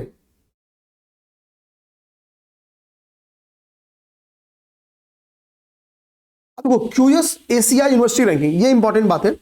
जब 2025 की रैंकिंग जारी की गई थी तो जो इंस्टीट्यूट शामिल किए गए थे उनमें सर्वाधिक भारतीय इंस्टीट्यूट थे। अब यहां पे ध्यान देना, तो अब 2025 की बात देखो, तो कह रहा है कि 2025 की हम लोग बात देखेंगे, ठीक है, तो 984 इंस्टीट्यूट्स को शामिल किया गया था क्यूएस एशिया यूनिवर्सिटी रैंकिंग में। कितना? 984 इंस्टीट्यूट्स को शामिल किया गया था, 984 इंस्टीट्यूट्स को, यहां पे देखना आप। और इसमें से 162 इंस्टीट्यूट किसके थे? तो 162 भारतीय इंस्टीट्यूट्स थे, 162 भारतीय इंस्टीट्यूट्स थे। यानी हम इंस्टीट्यूट के शामिल होने के मामले में, सर्वाधिक इंस्टीट्यूट शामिल होने के मामले में हम क्यूएस एशिया में पहले रैंक पे थे। लेकिन जब 26 की लिस्ट जारी हुई है, जब 26 का जारी हुआ है, तो इसमें इंस्टीट्यूट की संख्या बढ़ कितनी होगी? 1526। 26 में कितने हैं? 1526। तो कहां 984 और कहां लगभग आप समझो कि हम लोग कह सकते 50% प्लस ग्रोथ कर दिया गया, ठीक है। तो जो ये एडिशनल इंस्टीट्यूट शामिल हुए हैं, तो इसमें सर्वाधिक चाइना के इंस्टीट्यूट शामिल हुए हैं, और चाइना इसी के साथ कितना? 394 इंस्टीट्यूट के साथ फर्स्ट पे आ गया। तो यानी हम लोग कह सकते हैं कि 2025 में क्यूएस एशिया यूनिवर्सिटी रैंकिंग में सर्वाधिक इंस्टीट्यूट भारतीय थे और 26 में चाइनीज हो गए हैं। भारत का दूसरा स्थान है। पहला कंक्लूजन दिमाग में आ गया इस पॉइंट से, पहला कंक्लूजन कि 25 में भारतीय सर्वाधिक इंस्टीट्यूट थे और 26 में चाइनीज सर्वाधिक इंस्टीट्यूट इस रैंक में शामिल है। टोटल कितने इंस्टीट्यूट को इस बार शामिल किया गया स्टडी करते समय? 1526 इंस्टीट्यूट को। कितना? 1526 इंस्टीट्यूट को। देखो भारत के टॉप 10 में कोई भी इंस्टीट्यूट नहीं है, टॉप 10 में भारत का कोई इंस्टीट्यूट जगह नहीं बनाया है। टॉप 15 में भी, टॉप 50 में भी कोई भी भारतीय इंस्टीट्यूट शामिल नहीं है। लेकिन जब हम लोग बात टॉप 100 की करेंगे, कितना? शीर्ष 100 की बात करेंगे, तो शीर्ष 100 में 7 भारतीय इंस्टीट्यूट है। कितना? 7 भारतीय इंस्टीट्यूट हैं, ये ध्यान दीजिएगा, 7। तो 07 7 भारतीय इंस्टीट्यूट हैं, ठीक है। तो आईआईटी दिल्ली, ये आप ध्यान रखना, आईआईटी दिल्ली इसमें शीर्ष इंस्टीट्यूट है, ठीक है, शीर्ष इंस्टीट्यूट है। क्यूएस एशिया रैंकिंग यूनिवर्सिटी में शामिल होने वाला आईआईटी दिल्ली शीर्ष इंस्टीट्यूट है, ये हम लोग अपने दिमाग में रखेंगे, ठीक है ना। इसके बाद हम लोग कह सकते हैं कि भारत की तरफ से फिर इसमें आईआईसी बेंगलुरु शामिल है, आईआईटी मद्रास शामिल है, आईआईटी बॉम्बे शामिल है, आईआईटी कानपुर शामिल है, आईआईटी खड़गपुर शामिल है, दिल्ली विश्वविद्यालय शामिल है। तो हम लोग कह सकते हैं कि क्यूएस एशिया यूनिवर्सिटी रैंकिंग में टॉप 100 में जो उत्तर प्रदेश का हम लोग कहते हैं एक इंस्टीट्यूट शामिल है, वो है आईआईटी कानपुर, वो है आईआईटी कानपुर, ठीक है। देखो यहां पे यूनिवर्सिटी ऑफ हांगकांग, ठीक है, शीर्ष इंस्टीट्यूट है, कहां का, हांगकांग का, ठीक है, यूनिवर्सिटी ऑफ हांगकांग शीर्ष इंस्टीट्यूट है, ठीक है, एशिया लेवल का। इस रैंक में इसको ओवरऑल स्कोर 100 में 100 मिला, 100 में 100 स्कोर प्राप्त किया, यानी 100% स्कोर प्राप्त किया है। फिर पेकिंग यूनिवर्सिटी की बारी है, कभी कभी पेकिंग फर्स्ट पे आती थी, ठीक है, इस बार यूनिवर्सिटी ऑफ हांगकांग की बारी है, ठीक है। ये कहां पे है, चाइना में है, ध्यान देना। टॉप 10 की बात करेंगे तो हांगकांग का 1, हांगकांग 2, हांगकांग 3, हांगकांग 4, हांगकांग 5। तो टॉप 10 में 5 हांगकांग के इंस्टीट्यूट हैं, टॉप 10 में कितने, 5 हांगकांग के हैं। सिंगापुर देखो तो सिंगापुर 1, सिंगापुर 2, सिंगापुर के 2 हैं, 2 सिंगापुर के हैं। चाइनीज बात करें तो 1, 2, 3 चाइनीज है, 3 चाइनीज है, ठीक है, सिंगापुर 3 चाइना, ठीक है। तो 5, 2, 7, 3, 10, ठीक है ना। तो ये हो गया हमारा। अब हम देखेंगे भारत का 56वां अंतर्राष्ट्रीय फिल्म महोत्सव, इसको देखते हैं। तो भारत का जो 56वां 56 इंटरनेशनल फिल्म फेस्टिवल है, कहां मनाया गया, गोवा पणजी में। कहां पे, गोवा पणजी मनाया गया। इसमें तो उद्घाटन फिल्म है, वो कौन सी है, उद्घाटन फिल्म का नाम है द ब्यूल ट्रेल, द ब्यूल ट्रेल, ठीक है, उद्घाटन फिल्म है। समापन फिल्म कौन सी थी, तो अ यूजफुल घोस्ट, ये समापन फिल्म थी। तो घोस्ट क्या होते हैं, घोस्ट समाप्त होने के बाद लोग बनते हैं, तो हम लोग दिमाग में रखेंगे कि समापन फिल्म जो रही होगी वो क्या है, अ यूजफुल घोस्ट है, ठीक है। और उद्घाटन फिल्म कौन सी है, तो उद्घाटन फिल्म का नाम है the blue trail, the blue trail, ठीक है ना। अच्छा, महोत्सव में देखो किसी बड़े प्रोग्राम्स में आता है, कुछ फोकस कंट्री होती है, कुछ पार्टनर कंट्रीज होती हैं। तो फोकस्ड कंट्री कौन है, जापान, ठीक है। इस पूरे महोत्सव में, अंतरराष्ट्रीय फिल्म महोत्सव में जो फोकस कंट्री है, फोकस कंट्री का नाम क्या है मेरे भाई, तो फोकस कंट्री का नाम है Japan. Partners country Spain, partner country Spain, और स्पॉटलाइट कंट्री कौन है, तो ऑस्ट्रेलिया। अब आते हैं हम लोग, ठीक है। अंतरराष्ट्रीय जूरी अध्यक्ष, इस महोत्सव का जो जूरी अध्यक्ष थे वो कौन थे, तो राकेश ओम प्रकाश मेहरा थे, जो फिल्म निर्माता है राकेश ओम प्रकाश मेहरा, राकेश ओम प्रकाश मेहरा, ये इंपॉर्टेंट फैक्ट है, छूट सकता है। तो अंतरराष्ट्रीय जूरी अध्यक्ष कौन थे, राकेश ओम प्रकाश मेहरा। उद्घाटन फिल्म द ब्यूल ट्रेल, समापन film the useful ghost, a useful ghost. आते हैं सर्वश्रेष्ठ, देखो जो इसमें सर्वश्रेष्ठ फिल्म, निर्देशक, अभिनेता, अभिनेत्री, ठीक है, ये जो अवार्ड्स दिए गए, तो इसमें जैसे फॉर एग्जांपल कि सर्वश्रेष्ठ फिल्म का अवार्ड इस मूवी को मिला, सर्वश्रेष्ठ अभिनेता ये थे, निर्देशक ये थे, अभिनेत्री ये थे, तो उनके साथ उनको कुछ ट्रॉफीज देगी। जो ट्रॉफी दिया गया वो गोल्ड ट्रॉफी भी हो सकता है, यानी स्वर्ण ट्रॉफी हो सकता है, और रजत मयूर ट्रॉफी था। तो अब बात है ना कि जो स्वर्ण मयूर ट्रॉफी है वो केवल किसको दिया गया, केवल फिल्म को दिया गया, सर्वश्रेष्ठ फिल्म को दिया गया, ठीक है। और बाकी को रजत मयूर, बाकी इंडिविजुअल लेवल पे, चाहे निर्देशक हो, अभिनेता हो, अभिनेत्री हो, इंडिविजुअल लेवल पे क्या दिया गया, रजत मयूर ट्रॉफी। और फिल्म के लेवल पे, यानी सर्वश्रेष्ठ फिल्म कौन सी थी, उसको क्या दिया गया, स्वर्ण मयूर ट्रॉफी, स्वर्ण मयूर ट्रॉफी। क्लियर समझना। अब देखो, अब किसको स्वर्ण मयूर दिया गया, किसको रजत मयूर दिया गया, आपको ये याद करने में दिक्कत नहीं आएगी, ठीक है। आपको एक ही साथ ये तैयार हो गया। अब सर्वश्रेष्ठ फिल्म कौन थी, skin of youth, skin of youth, ठीक है। इसी से पता चला, नाम से ही पता चला कि इसको सर्वश्रेष्ठ फिल्म होगी, ठीक है। निर्देशक कौन है, तो जिसको ज्यादा संतोष रहे, दवा खा के ही संतोष करे लेकिन करे, ठीक है, तो संतोष दवाखर, ठीक है। अभिनेता कौन है, ठीक है, तो उबिमर रियोस, उबिमर रियोस, इनकी मूवी अ पोएट, इसके लिए इनको सर्वश्रेष्ठ अभिनेता का अवार्ड मिला। किसको, उबिमर रियोस, उबिमर रियोस, इनकी मूवी का नाम क्या है, पोएट, अ पोएट, ठीक है। तो ये सर्वश्रेष्ठ अभिनेता है। सर्वश्रेष्ठ अभिनेत्री कौन है? तो जारा सोफिया ओस्टॉन, जारा सोफिया ओस्टॉन, ठीक है। ये सर्वश्रेष्ठ अभिनेत्री है, ठीक है। एक जिस मूवी के लिए, तो मूवी का नाम क्या है? लिटिल ट्रबल गर्ल्स, ठीक है। इस मूवी में, स्लोवाकिया की मूवी, इसमें इन्होंने काम किया था, ठीक है ना, जारा सोफिया ओस्टॉन, ठीक। तो हमने क्या देख लिया? सर्वश्रेष्ठ फिल्म देख लिया, निर्देशक देख लिया, अभिनेता देख लिया। आप बोलोगे इंपॉर्टेंट क्या सर? तो मैं बोलूंगा कि सर्वश्रेष्ठ फिल्म और सर्वश्रेष्ठ निर्देशक ये ज्यादा इंपॉर्टेंट है। हालांकि आजकल तो पुरुषवादी जमाना है, तो अभिनेता भी इंपॉर्टेंट है, ठीक है। हाँ, अब थोड़ा सा कुछ भारतीय फैक्ट से दिमाग में रखना, ठीक है। यहां पे करेक्ट, किसी निदेशक की पहली ही सर्वश्रेष्ठ फिल्म का पुरस्कार, किसी निदेशक की पहली ही, मतलब कोई पहली बार कोई निर्देशन कर रहा है, डायरेक्टर है, और उसकी पहली ही अच्छी फिल्म बनी, ठीक है, तो उसके लिए 2 लोग को ज्वाइंट रूप में दिया गया अवार्ड, अवार्ड को उनमें बांट दिया गया। ध्यान रहा, तो कह रहा है किसी निदेशक की पहली ही सर्वश्रेष्ठ फिल्म का पुरस्कार एक ईरानी फिल्म निर्देशक है, एक ईरानी फिल्म डायरेक्टर है, ठीक है। उनका नाम है हेसम फराहमंड, ठीक है, हेसम फराहमंड, ठीक है। इनकी फिल्म है माई डॉटर्स हेयर, माई डॉटर्स हेयर। तो हेसम फराहमंड की फिल्म है माई डॉटर्स हेयर, ठीक है। और एस्टोनिया की एक पर्सनालिटी, उनका नाम है टोनिस पिल, ठीक है, टोनिस पिल, टोनिस पिल, ठीक है। इनकी फिल्म का नाम है फ्रैंक, फ्रैंक, ठीक है। टोनिस पिल, इनकी फिल्म का नाम क्या है? फ्रैंक, ठीक है। तो इन दोनों पर्सनालिटीज को, यानी हेशम फराहमंड को और टोनिस पिल को ज्वाइंट रूप में यह अवार्ड दिया गया, ठीक है। ठीक है, आईसीएफटी यूनेस्को गांधी पदक, नॉर्वे की फिल्म है सेफ हाउस, सेफ हाउस को दिया गया। नॉर्वे की एक फिल्म है सेफ हाउस, उसको दिया गया आईसीएफटी यूनेस्को गांधी पदक, ठीक है। अच्छा, आगे जाएंगे, आगे जाएंगे आप।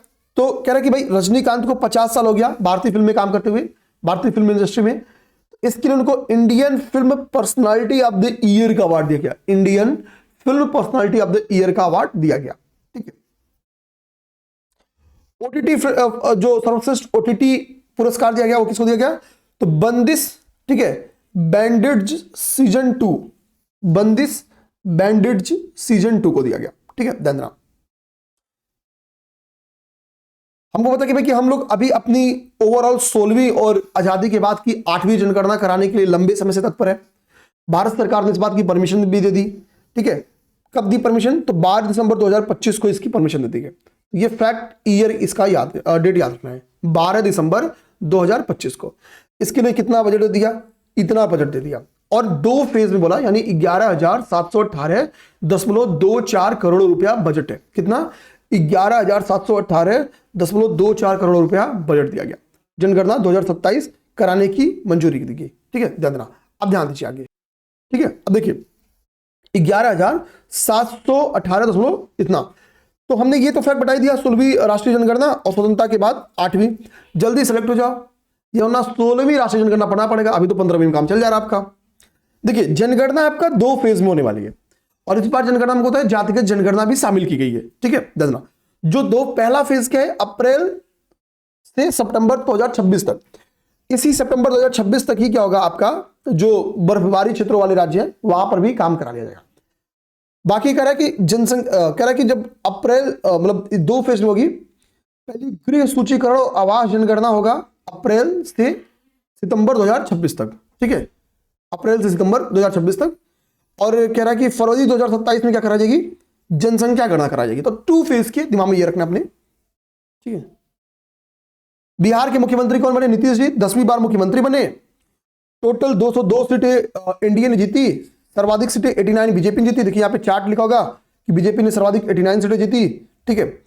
और हमको बस मतलब क्या रखना है कि टोटल नंबर ऑफ सीटें कितनी है बिहार में? तो 243 सीटें, कितनी? 243 सीटें, ठीक है। ये हमको दिमाग रखना है, 243 सीटें हैं। बाकी नीतीश जी 10वीं बार मुख्यमंत्री बने हैं, इससे ज्यादा हमको कुछ याद नहीं करना, यूपी में इससे ज्यादा नहीं आएगा। बिहार गवर्नमेंट की एक योजना है मुख्यमंत्री भारत दर्शन योजना। मतलब भारत का दर्शन करो। किसको मुख्यमंत्री जी दर्शन कराएंगे? तो बिहार सरकार के मुख्यमंत्री हैं नीतीश जी, बोले हैं कि भैया हम छात्रों को दर्शन कराएंगे, जो भारत के प्रमुख कल्चरल, हिस्टोरिकल, नेचुरल प्लेसेस हैं उनका भ्रमण कराएंगे, ताकि वो बुक्स नोटेड बेस्ड जानकारी के अलावा वो अनुभव आधारित शिक्षा को भी बढ़ावा मिल सके। ठीक है ना। हमको होता है वंदे भारत बोला हूं, वंदे मातरम का 150, थोड़ा सा स्पीड स्लो करना पड़ेगा।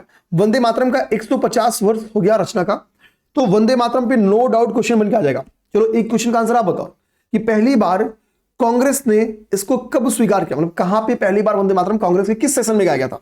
ठीक है, बताओ। और उसकी अध्यक्षता कौन कर रहे थे? तो राष्ट्रीय गीत वंदे मातरम, देखिए बंकिम चंद्र चटर्जी जी के द्वारा इसकी निर्माण किया गया था वंदे मातरम का। ठीक है, समय के साथ हमने इसको राष्ट्रगीत के रूप में बताया। तो हमने कब, ये टाइम आ सकता है पेपर में, राष्ट्रगीत, ये ट्रेडिशनली इसको तैयार करा दूंगा मैं।